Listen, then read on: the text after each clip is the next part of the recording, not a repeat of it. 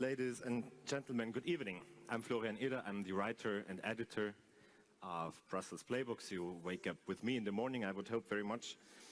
Yeah. Just for those of you who've never met me in person. Before we start the interview, it is my particular pleasure that my partner in crime, Zoya Šefčelović from Australia, is here tonight. She made it all the way over, and she must be somewhere. Zoya, where are you? Oh, here. A very rare and much welcome occasion to have her here in Brussels. A few remarks before we start the second interview of this evening. It's my pleasure to welcome Matteo Salvini here with us. Where is he again? Here? Aspetta un minuto. Sorry. Here in Brussels, Italy's Interior Minister and Deputy Prime Minister, leader of the League or the Lega, and having him here in Brussels is also a very rare occasion, as people would say, a bit mean perhaps. He is the person that has topped this year's class of Politico.eu, and as in any previous year, you know it, as Matthew Kaminski said it before, Politico.eu is not about giving out prizes to good Europeans or what Brussels folk think are good Europeans. This is the newsroom's list, our list of people that we think will shape Europe in the next year. And the next year is going to be very exciting indeed, as we've just seen in the video, with the European elections that have actually turned into a contest with rather serious consequences. We will, at the Minister's request, conduct the interview in Italian, so just a very few housekeeping remarks. You have just been given headsets, they're on your tables. To start them, you need to plug the earphones into the little machine, please. Voila. To listen to the translation in English, choose channel 1.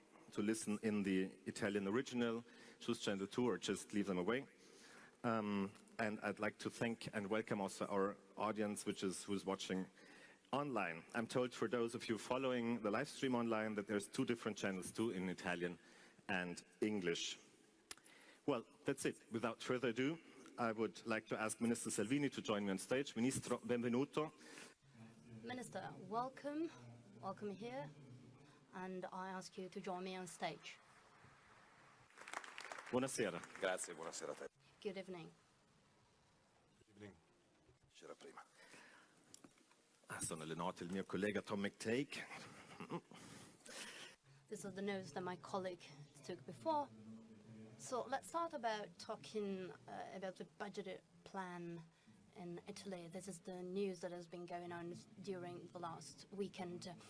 The Prime Minister Conte said in Argentina this weekend that Italy is not against Europe, that an excessive deficit procedure is not for Italy nor for Europe, it's not convenient for them because we are on the same boat. We are closer to a solution, and we hear in Brussels that Italy might cede. What do you think? Well, first of all, let me thank you, Politico.eu, because you gave me something that I never had before, even as an MEP.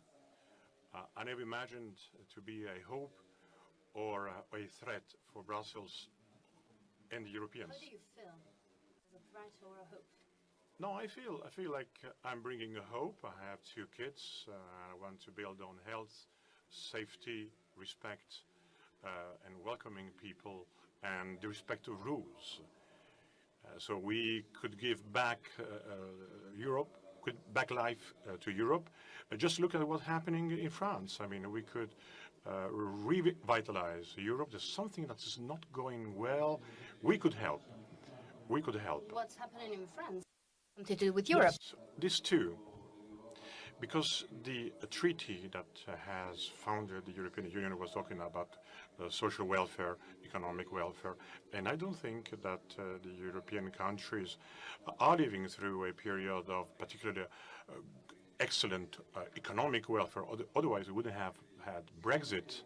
So we are on time to get back on the rail. So I want to bring solutions. Let's start with problems and solutions by Italy. Also, What the Prime Minister was saying, Prime Minister Conte, means that Italy will try to amend the budgetary plan for next year? Well, this means that if we will have to amend some decimals, this won't be any problem for 60 million people. But the basics of the budget won't change. The pension overhaul, the reforms of the work conditions in Europe. I don't think we are aiming towards a collision. It's not in our interest. It's not in Europe's interest. If we find an agreement or a compromise for 2% for deficit, is I it won't talk about figures. I'd like to talk about substance. So I don't think that in Brussels there is someone who wants to sanction Italy for 0.2% less or more. We will bring forward our projects. The last polls of today in Italy say that the Italian government has 59% of the support in Italy, 5-Star and League together. And people expect facts from us, and we need to have counts in order. So there won't be any sacrifices. So the basic income won't be sacrificed, nor the reform overhaul. Is that what you're saying? We could modulate those two measures, yes, but we have a contract as government. That's why voters gave the vote to us. We need. I think it's unfair to make people live until 67 years of age. So if there will be in the end an excessive deficit procedure by the Commission and you would have to pay a sanction, would you pay it? Well, I think that Italy has many sanctions already, like many other countries. I think that's the sense of Europe that has to change. I was talking about it with my colleague Di Maio last week.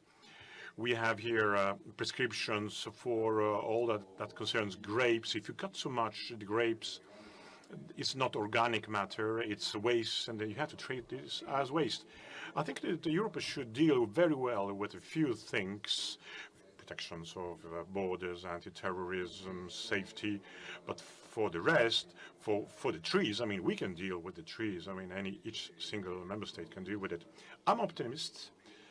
I'm an optimist. I have trust in the future. I don't think that Italy can be assimilated to other countries like Greece. Yes, Italy is an industrial powerhouse. We have 8,000 billion euros in the banks. So I don't think we have an interest in opening a conflict here. The government doesn't want any conflicts. Our government wants to talk, to have a dialogue, and bring forward things for which she was voted. And I hope the Brussels has the same will of dialogue. Rules are the same for all. Well, no, the rules are not the same for everybody. I think it's just self-evident. I think the rules are unfairly distributed. But in the last 10 years, for what concerns Italy, all forecasts were wrong. So we go on with serenity. So let's talk about your project, how to change Europe. We will talk about it later on, and then we will talk about Brexit if there's some concern in Italy. The Bank of Italy recently has made its calculations saying that costs to finance that will be added 1.5 billion euros just for these years, so until 9 billion by the end of 2020 because of spread. But we might use it for useful things. Well, I believe that the president of the Italian bank associations, the ABI, said that the spread doesn't correspond to the health of Italian economy. This is clearly a form of speculation not founded on Italian economics, but founded on other speculation, other things. We want to bring this under control because the fundamental data of the Italian economy, the Italian banking system, are absolutely healthy. In positive territory, even better than, faring better than other big countries in Europe. We're talking here about financial data, and that will be brought under control. So a compromise with We're Brussels. working on this. I understood that you're not afraid of spread. No. Spread cause fear to those people who have money in the bank. Talking about the industrial area and production areas in the north where the league is stronger in Italy, they might go against this sluggish growth and against the policy put forward by the government, because Confindustria is saying that they do not approve their measures because they're only based on current spending and not on growth. So the entrepreneurs in the north are part of your party. With the last elections, so we had 1 month and a half in Trentino, and the League took 30% of votes in Trento and 30% in Bolzano. We governed Lombardy, all the East, Trentino, the Aosta Valley, and other regions as well. Very soon. I don't know how much Confindustria represents the real entrepreneurs, because in this budget we will have a tax cut that will never, that has never been done before, and a cut of 30 billion euros in expenses. So I'm talking about facts here, not theory or speculation. Newspapers are talking about the party of the GDP. So you might be the leader of this party. Well, I refrain myself to be a vice prime minister for 6 months. I've had results in terms of fighting against organized crime, mafia, and against illegal migrants. And I count on myself, not on Brussels. Let's talk about migration. Maybe we'll do it later. You talked about the government, and you're in the government between 6 months. And what's your relationship? We have an excellent relationship with Conte. He's very competent, he is serious, and Di Maio is a very consistent person, reliable. We are young. I'm 45, he is 32. Giuseppe Conte is linking us two. He's like the best synthesis we could have. It's a bet we placed and against everybody, but I think these first 6 months are very satisfying to me. And apparently also to Italians, but the rough times come now because economic matters are not totally dependent on the choices of a state or a government. We are in a globalized world, so clearly there are interconnections. But I'm happy with what we are doing and what we will do. The head is Giuseppe Conte. Yes, he's the head, he's the Premier Minister. Conte is open to other opinion of his ministers. Many times a day, but not too much. I mean, we have to manage 8,000 municipalities, 60 million people. I mean, it's a country different from other countries because it may differ a lot from Milan to Palermo, with all that is in the middle, regions and municipalities. We need to be good to Milan and to Palermo, but I wouldn't look too much to the press saying that the government is having a rows. No, I will move on. As an interior minister, you are very interested in other things, external relations of our country and the budgetary measure as well. The portfolio of your ministry has changed, or there's just a temporary agreement that you made as a leader of your party that you take care of these matters? As a vice prime minister, I've been in Tunisia, Libya, Egypt, Ghana, Russia, Romania, France. I'll be next week in Israel. It's my pleasure, it's my duty, and I'm Minister of the Interior, so I'm dealing with fight against organized crime, illegal immigration, and mafia. I think we gave results. We have confiscated 5 billion euro of goods from mafia people, from more than 200,000 people disembarking in Italy. We have had this year up to now, so far, 22,000. I think we've done enough. There will be a meeting between ministers in Brussels. We have the budget on which we have to be very careful. But we have a staff of 4 undersecretaries with many mandates, and they are covering the whole of the national territory. Here in Brussels, we have many diplomats, and some say that it's not worth it for you to reach an agreement on the Dublin reform about the asylum system in Europe, and this is just the beginning for next European elections. Yes, they are wrong.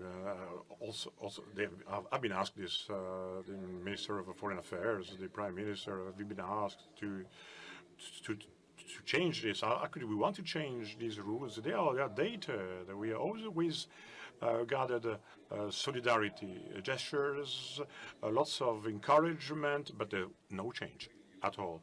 And I realized after a while that there was much encouragement, many pats in the back, but no change. So I had to find a way, within the respect of human rights and the international treaties, to solve it all alone as a country, and with very good results. I was reading the list of victims recovered on the sea in Italy from 2015. We only had 23, but there are too many. But the way is the humanitarian corridor in order to escape from Africa and Ghana. We are working with the Italian company in order to help 800 boys to have school, work, and to live with the cost of €6 a day, while every refugee in Italy costs us €30 a day. So when I read in papers, national and international, that I'm a racist, I'm a xenophobe, sovereignist, populist, Nazi, I smile because I think we are working within the respect and the interest of everybody. How do you define yourself? I'm a normal person. The secret of our success is that we are normal persons, normal people. You said, and I quote, "I received a letter from Brussels. I'm waiting for Santa's letter about the budgetary plan." But I don't think that, I don't know, maybe the Commission will take it wrongly. Well, you know, when at the European Commission, Matteo Salvini is the last, but when the European Commission, they treat the Italians as carpet salesmen. That's one of the terms that we were labeled with, you know. As I represent 60 million people here. They might have many setbacks and drawbacks, but I don't represent a government or a population of carpet salesmen, with all due respect. So I ask respect, I give respect. I'm an optimist by nature. I think we will move on beyond these formalities. Again, we have no need of a conflict or a collision. Let's talk about election next year. Next year, you will be the Spitzenkandidat, so the main candidate for nationalists. Tomorrow morning, I'm going back to Rome. It's Santa Barbara. It's the patron of the firemen in Italy. And I work basically 20 hours a day. I don't have the time to organize the European elections of next year. We will think about it next year. There are many people who ask for a certain kind of representation, for a leadership within this group of many people of different extraction. But we want to give more life. We want to revitalize Europe. We want to give more power to the European Parliament. But we will think about it next year. But the Vice Prime Minister is already enough, you know. I don't have time to think about European equilibrium. Which are the parties in this alliance? Where now the League is linked to Assemblée Nationale, FPO, but we are having signings from Andalusia now, southern Spain. Well, I don't know Brussels, but Italian newspapers don't talk much about international news. But they were writing about the triumph of the far right. Because for the Italian press, if you are not from the right and the left, you are necessarily an extremist, fascist, Nazi, populist. I think that these categories have to be wiped off the plate. We want to have allied to other 26, 27 movements with a common contract for a Europe that has to change country by country from Finland through Bulgaria to Spain. How can you define this Europe, this new Europe, with less power for Commission and more for the Parliament? Well, a Europe that does less but better. I think many people think like us, Italy. For instance, on the common agricultural policy, on the next budget, there are choices that are not necessarily in terms in line what we think as a country. There are countries who have great, extensive agricultural land. They have their requirements. I think about the Bolkestein Directive, the rules on immigration, certain international treaties, for instance, that have been a flop, have been a failure. Tomorrow, a provision will be voted, the safeguard clause on rice, because in the name of free trade, we opened up the market in the European and Italian markets to countries with health risks and with the risk of jeopardizing the health of the Europeans. I think the member states have had to have the last word on certain themes, and then, of course, fight against the illegal immigration. This cannot be given to the single member states. Europe has to do something. There's a difference between the European Union that is bigger on big things and on the smaller things is European Union à la carte, as Juncker said. I said I have 2 kids. They are growing in Italy, in Milan, in Europe. I want them to roam freely in Europe. I want them to study wherever they want in the European Union. A European Union that has to maintain what it promises in the treaties. Look at the Treaty of Maastricht. Full employment, progress, economic progress, social progress. So beyond populism, beyond sympathies and antipathies in political terms, we have more than 400, almost 500 million inhabitants. We have to pledge ourselves to full employment and economic and social welfare. It's not the case right now. And without citing Athens, Köln, and Paris, there are many testimonies. I've seen in a video that you and Emmanuel Macron will be the shapers of Europe. You've been very critical to Mr. Macron, the president of France. And is it him the most important enemy for you? Not anymore, in my view. Judging by what is happening in Italy, I don't think Macron is not a problem for me. Macron is a problem for French people. On the other hand, that everything is the fault of Germany and the German chancellor. You never said that. Why? Because between Italy and Germany, there is a healthy competition. These are the first 2 industrialized countries in Europe. We have to learn from them and them from us. But I'm curious by nature. I don't have any prejudicial adversary. I would meet Mr. Macron, Mrs. Merkel. Of course, I'm the Vice Prime Minister. I'm paid by the Italian citizens.